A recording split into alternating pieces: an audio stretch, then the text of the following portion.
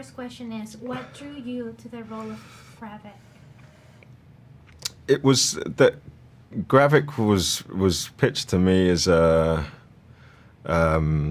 really dark character, and I'd never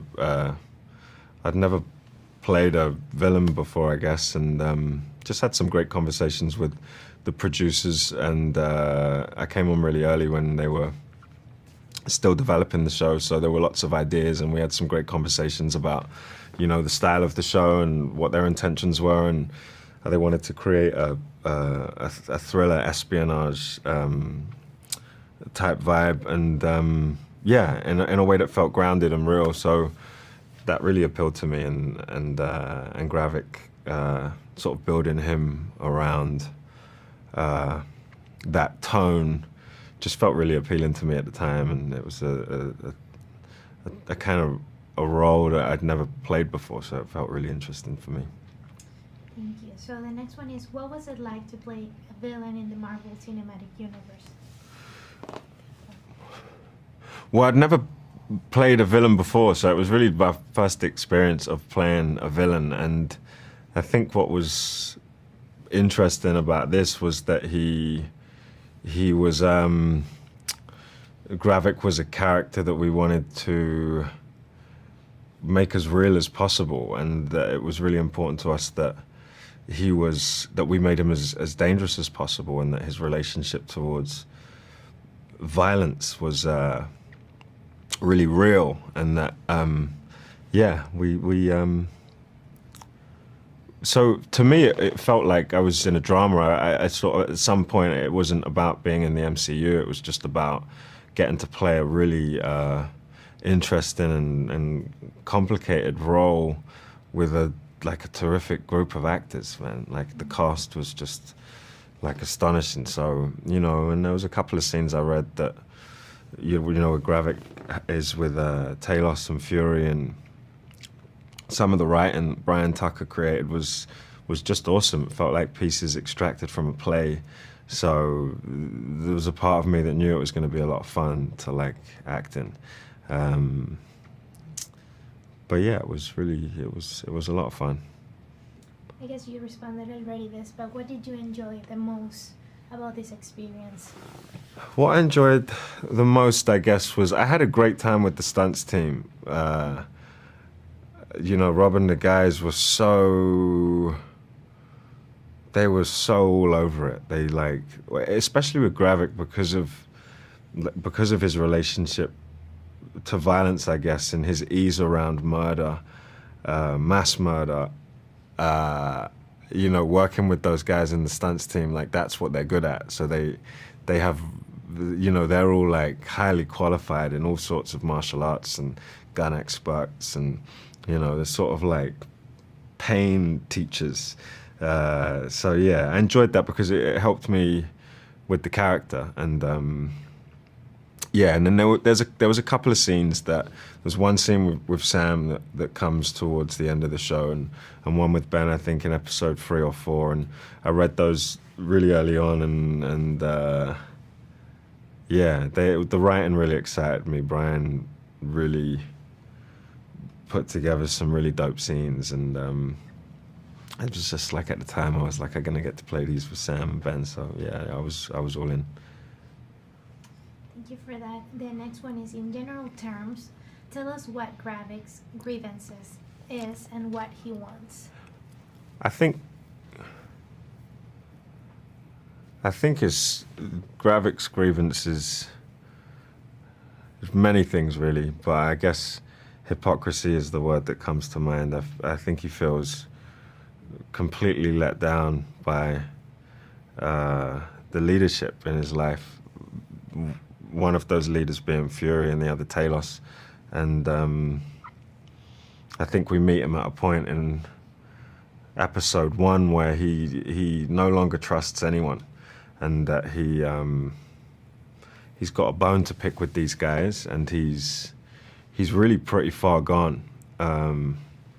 My feeling was always that here's a guy who's really not well, and he's sort of riddled with rage and hatred to a degree that, like, to me felt like it had to be, we had to go as far as we could go with that. And I think on one level what he wants is to gain as much power as possible in order to inflict as much pain and chaos as possible, while Nick Fury and Talos witness it happening.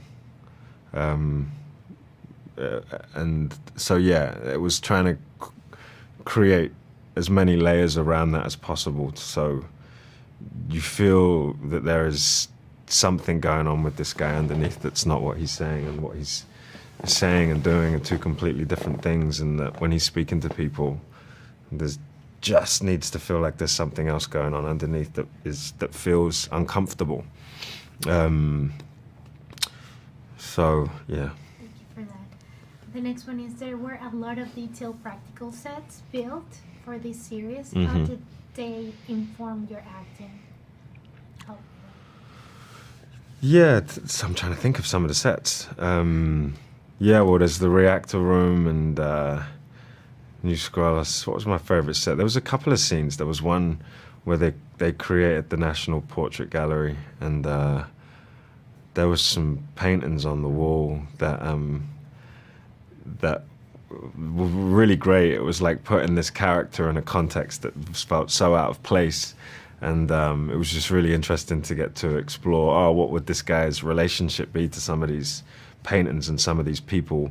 And I think specifically there were certain like leaders from history that he's referring to.